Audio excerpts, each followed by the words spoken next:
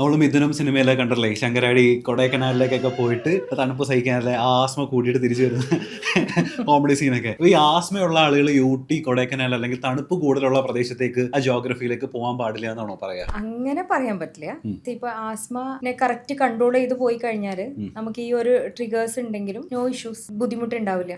പിന്നെ in case അങ്ങനെ ഒരു ട്രാവൽ ചെയ്യുന്നുണ്ട് നല്ല തണുപ്പുള്ള ക്ലൈമറ്റിലേക്കാണ്, അപ്പോൾ അങ്ങനെ ഒരു എക്സാസർബേഷൻ ഉണ്ടാവാൻ പോസിബിലിറ്റി ഉണ്ടെങ്കിൽ നമ്മളെ കയ്യിൽ അതിനുള്ള മെഡിസിൻസ് എടുത്തു വെച്ചാൽ മതി. ലൈക്ക് ആ ഒരു പെർട്ടിക്കുലർ ടൈം, അതായത് ഭയങ്കരമായിട്ട് കൂടുന്നുണ്ട്, അപ്പൊ അങ്ങനെ ഉണ്ടെങ്കിൽ അതിനെ ട്രീറ്റ് ചെയ്യുന്ന ഇൻഹേലേഴ്സ് അത് കയ്യിൽ വെക്കുക. അപ്പോൾ ബേസിക്കലി പറഞ്ഞു കഴിഞ്ഞാൽ ഇപ്പൊ ആസ്മ ഉള്ളവർക്ക് കാലാകാലം അങ്ങനെ ആസ്മ ഉണ്ടാവും എന്നുള്ളതല്ല. അപ്പൊ ആസ്മ എന്ന് പറഞ്ഞു കഴിഞ്ഞാൽ പല ടൈപ്പ് ഓഫ് ആസ്മ ഉണ്ട്. അലർജി കാരണമുള്ള ആസ്മ ഉണ്ട്, നോൺ അലർജിക് ആസ്മ ഉണ്ട്, അഡൽട്ട് ഓൺസെറ്റ് ആസ്മ ഉണ്ട്, ഒബീസിറ്റി കാരണമുള്ള ആസ്മ ഉണ്ട്. എന്താണ് ആ ആസ്മന്റെ കാരണം എന്നുള്ളത് മനസ്സിലാക്കണം. അപ്പോൾ ഇഫ് ഇറ്റ് ഇസ് അലർജി കാരണമുള്ള ആസ്മയാണെന്നുണ്ടെങ്കിൽ എന്തിന് അലർജി എന്നുള്ളത് ഐഡന്റിഫൈ ചെയ്തിട്ട് അതിനെ നമ്മൾ ട്രീറ്റ് ചെയ്യണം. ഇപ്പൊ നോൺ അലർജിക് ആസ്മയാണെങ്കിൽ അതിന്റെ ബയോമാർക്കേഴ്സ് എന്താണെന്നുള്ളത് കറക്റ്റ് ഐഡന്റിഫൈ ചെയ്തിട്ട് അതിനെ നമ്മൾ ട്രീറ്റ് ചെയ്യണം. ഇപ്പൊ ഒബീസിറ്റി ആസ്മയാണെന്നുണ്ടെങ്കിൽ ആ ഒബീസിറ്റി കറക്റ്റ് ചെയ്യണം. ഓരോന്നിനും ഒരു റീസൺ ഉണ്ട്, ആ റീസണിനെ നമ്മൾ കറക്റ്റ് ചെയ്യാണ് വേണം. അല്ലാണ്ട് ഏതൊരു അസുഖത്തിനും കുറെ മെഡിസിൻ എടുത്ത് പോവാന്നുള്ളതിലുപരി എന്താണ് അതിന്റെ റീസൺ എന്നുള്ളത്, ഇപ്പൊ ആസ്മയാണെങ്കിൽ എന്ത് ടൈപ്പ് ഓഫ് ആസ്മ, അതിന്റെ റീസൺ മനസ്സിലാക്കി അതിനെ ട്രീറ്റ് ചെയ്ത് കഴിഞ്ഞാൽ ഇഷ്യൂസ് ഉണ്ടാവില്ല.